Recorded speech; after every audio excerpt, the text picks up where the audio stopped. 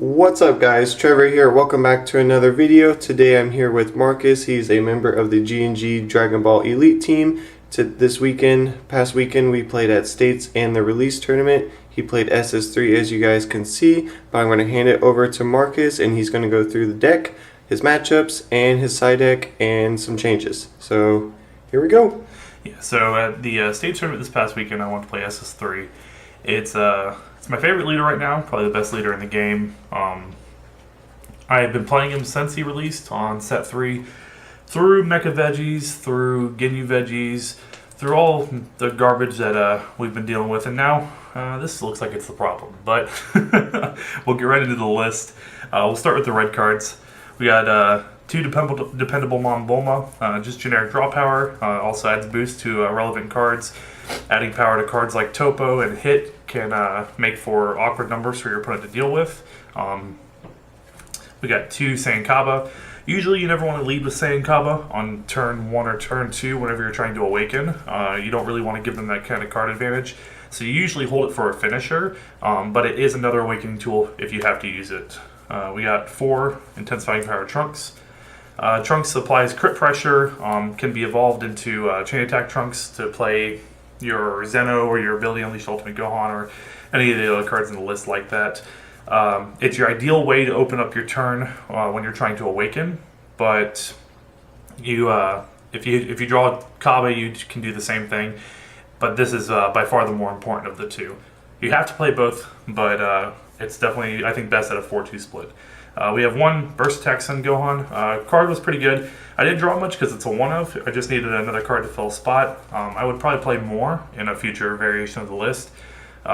Being able to evolve into Chain Attack and then play this can net you a lot of pressure because you're pulling 2 cards out of your hand, or 3 if you evolved off of a Intensifying Power Trunks. So I could definitely see playing more of these. The card that a lot of people still aren't playing, Ability Unleash Ultimate Gohan. This card's phenomenal still. The ability to apply double strike pressure on your opponent when they're at low life and force negates and then just draw cards instead is really relevant. It's significantly worse if they have blockers, but at that point you're just trying to draw as many cards as possible. And it's also another Chain Attack Trunks target. And speaking of Chain Attack Trunks, we play a 4-of. This deck does pretty well against all decks in the format. It has a hard time dealing with some of the control decks if you don't have a really strong opening awakening turn, but it lets you reset with Zeno, so and 8 can be a problem in that factor too. We got 4 Forcing Hit. Card is insane. Ever since it released, I've been of the opinion it's probably one of the best red cards in the game. That isn't like Kaba or Trunks, obviously. Anytime you play this card, it will usually win you the game. And if it doesn't, if it's just keeping you from losing, then every subsequent hit gets that much better. We got 4 Pride and Justice Topo. This card's also insane, just the fact that it can apply as much pressure as it does.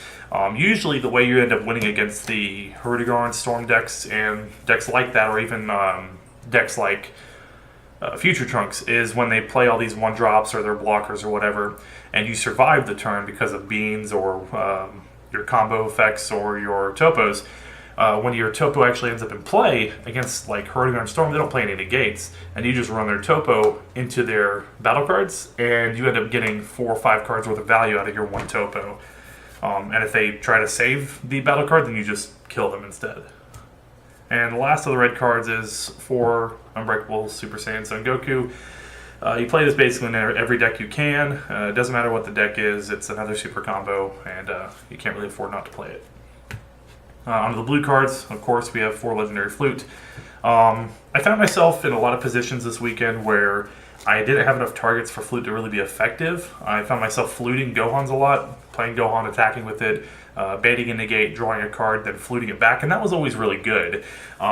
Ideally, it's one of those things where if the deck was a bit more streamlined for Flute, this card would be insane, but I'm not playing Raging Spirit Son Gohan, so a lot of times you would draw it in the middle of combos and or off of a Zeno, and it just wasn't effective enough. So would I trim some of these? Maybe. It might just be smarter to play more Flute targets. I have been testing with other ideas, and I'm really liking the idea of playing more Bulmas. So we'll see how that goes.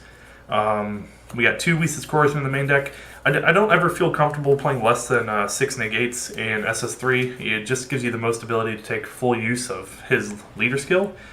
But I don't think I would go up above the 2. I'm already having troubles with too many blue cards in the deck as it is. So that's why we only have 3 Sensu Bean in the main deck and 3 untapped trunks for the untapping effects. I don't think I'd like to go 4-2 on either of them, just because Bean is very, very good against your aggressive matchups, while untapped trunks is very good if you flip double red, and you need that additional energy. So I think 3-3 is fine. It's not too many blue cards. It's just enough untap effects. Then, of course, we have 4 Boost Attack Piccolo, your super combo. 2 Zeno the Playing God for when you need to reset the game, and or when you want to apply a lot of pressure with Kabas and then just put everything back. And 3 Scientist Fu. Even though this deck isn't as combo heavy as a lot of the Storm decks, it still puts a lot of cards in the yard very easily, and I never find Fu to be dead. The worst time Fu is technically dead is if you play a Fu, you draw 2 cards, you draw a Fu, and then you attack the leader and you draw a Fu. But that's just RNG stacking 3 of the same card on top of your deck, so you can't help that. That was the main deck. There are some changes I'd probably make. I'd try to find a way to include 2 more Burst Attack. It's just a more aggressive card and allows for more aggressive plays. But I wouldn't cut Ability Unleash completely just because of how good that card is in the mid to late game. And I'd probably cut 1 hit for a dependable on Bulma. I never found myself ever needing more than 3 hits, and usually 1 was enough. But we'll move on to the sideboard. In the sideboard, we had 3 Time Control Kronoa. Never ever had decided in, but I'd rather just always have a win against Veggies if they keep Shugesh in their deck. So the 4th Sensu Bean for the aggressive decks, along with the other 2 Lisa's Coercion. Just, again, aggressive decks, if they are the type of player who will all-in you, they're not going to get through if you have 8 negates and 4 beans in your deck. And depending on how aggressive they are, they may just kill themselves in the process. This was a weird sideboard choice for Raging Spirit Sun Gohan. It was the kind of choice that we were making to have a little bit of a better mid-game against the other mid-range decks where they're not really trying to all-in you, but they do want to attack, and it makes their comboing weird if they aren't expecting as many effective 10Ks. It also lets you apply more pressure to the board against those decks when you're utilizing both turns to play battle cards. I never actually cited it in, but that was the concept behind it. Then we had some removal on the board. 2 Dimensional Banisher Fu. I actually like this card a lot. I found myself citing it in constantly. I'd even consider maining 1 over the 3rd Scientist Fu. Will I do it? I'm not sure. It's something I'll have to test, but I was not disappointed having the 2. And then we have 3 Dragon Fists Son Goku. This card was phenomenal. 3 was probably too many, but I usually brought it in against Apes and against the control decks. Over the weekend, I played against 4 blue-based control decks and 1 Apes deck and 1 Trunks Storm deck. My only losses were Trunks Storm and Apes, and they were both kind of RNG-based losses. They were very close games, but luck was not in my favor at the end of both of those matches. The control decks, though, I 2-0'd all of them. None of them were able to keep up with the pressure this deck applies, and the quality of the cards was just higher overall. When you're able to play a lot of their same bombs that they play, but then you have access to cards like Forcing Hit, it makes it an abysmal matchup for them. But yeah, I mean, as for the sideboard, the only changes I would make, I'd probably cut a Dragon Fist and all of the Gohans. Probably put the 4th Burst Attack in the board for the aggressive matchups where you're burning a lot of cards to defend yourself. And another Zeno. I'm only playing 2 in the main deck, and I found myself occasionally wanting another to consistently see it more. For the slower mid-range and late-game decks. Probably another Banisher Fu. Like I said, that card was pretty great, and I would not mind having another one. And a couple Mafuba, just for the Apes matchup particularly. And if you ever play against Victory Strike, it's great there too. Okay, so I have one question. The big thing with SS3 is obviously starting off the game. Mm-hmm. With your list, did you how often did you flip a black or a red or just... Flipping black was actually pretty rare. There's only 3 black cards in the list. Out of the, 12 games I played in Swiss, I flipped black I think once, maybe twice. Flipping double blue was actually pretty common. I think I did it once every other match, at least, sometimes twice in a match. It doesn't mean you just lose, but it makes it much harder. In my round 5 or round 6 match versus Trunks Storm. No, this is actually round 5. My round 5 match versus Trunks Storm, I actually lost the 3rd game, primarily because I flipped double blue. Going second, I wasn't able to play any of my red cards on my first turn, which would have allowed me to awaken and apply a lot of pressure that same turn, and then defend properly on the next turn. And also not flipping double red meant I couldn't play Chain Attack Zeno until turn 3, and that was just too slow for his hand. He was much too fast for me to handle that. But yeah. Do you think there is too much blue currently in the list? Currently in the list, I think we had 17 blue, 2 Zeno,